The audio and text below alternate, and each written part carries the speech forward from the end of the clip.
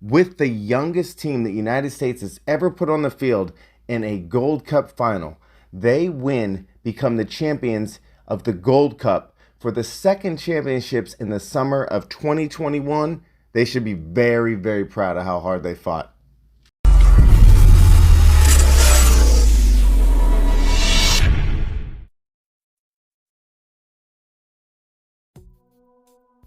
You guys, what to say about that game? United States versus Mexico in the Gold Cup final.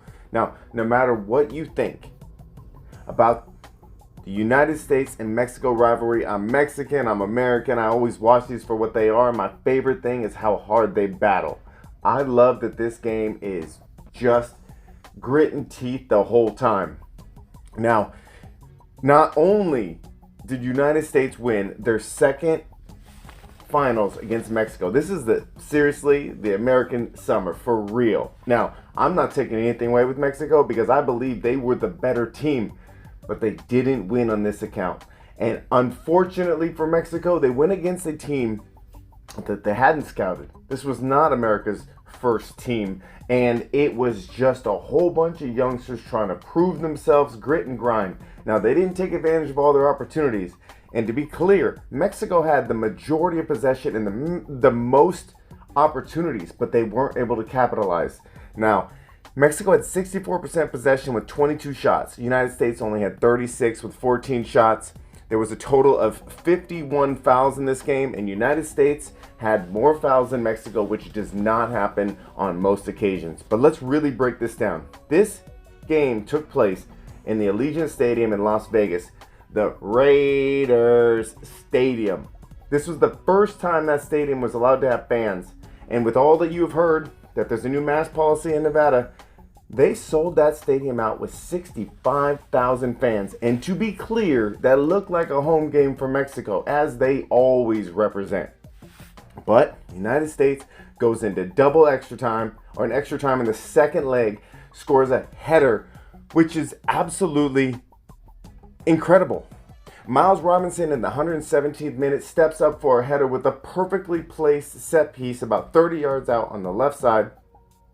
Heads it in, far post with only 3 minutes left and extra time to take the win. Now, this came off of a pretty dirty foul as the game was escalating pretty grimy at the end.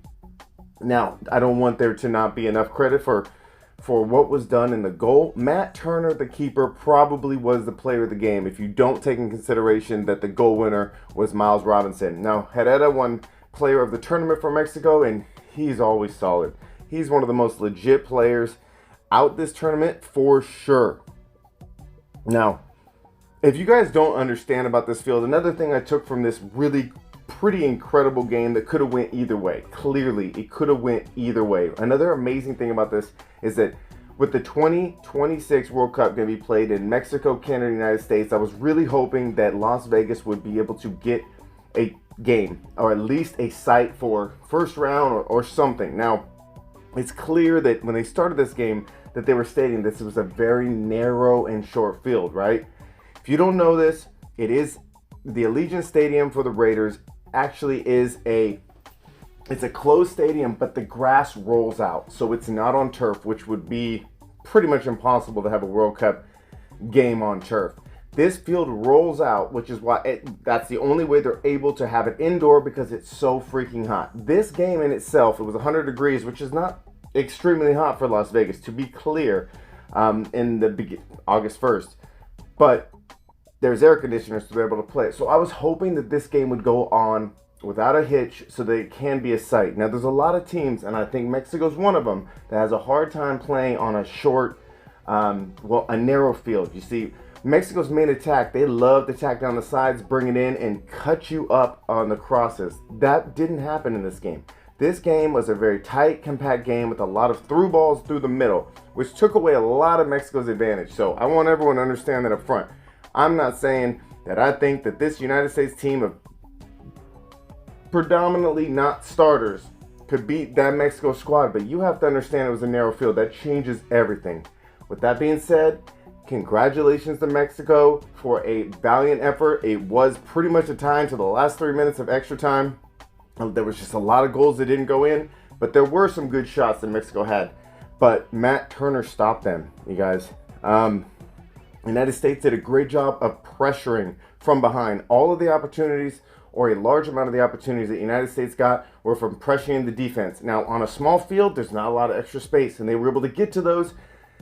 To be clear, they weren't able to finish a lot of those. They just weren't. You know, Zardes had a few opportunities, just didn't happen. Areola had some great opportunities, hit the post, went wide. Basically, everything went wrong as far as anyone in the box shooting from both teams. So the game itself basically was a physical battle for the first 90 and then the next remaining 30 minutes. The United States won at the very end. This means they won both championships this summer, which is a huge accomplishment for the United States, especially going into the World Cup qualifiers. Now, with that being said, Mexico also they did have a showing in the Olympics. They had a lot going on, you understand? They had priorities all over the world, whereas the United States did not. Now, we also know that the European teams, there's a lot of players for the United States that are playing in Europe, and they're not getting releases for the Gold Cup. So we went out with the team that we did have available, and they did a good job, and they fought through it. It wasn't the prettiest tournament. I'm not going to lie. It was not the prettiest tournament for America. Matter of fact, I'd say Mexico was playing much better, clearly. But they grit and grinded it through. This was an absolute grit win. This was a punch you in the face win. Now, not that Mexico wasn't fighting just as valiantly, but at the end of the day, when you have these games where it's on a short, narrow field, everyone's hitting, you have 51 fouls, Mexico's got the majority of possession, it really comes down to just one moment. And that moment belonged to the United States. That moment belonged to Miles Robinson on a near post header from a set piece after a pretty, rough yellow card foul in the 117th minute. I by no means believe that the United States is superior to Mexico in any way, but I do believe they won on this account, and they should be proud because the United States doesn't get back-to-back wins.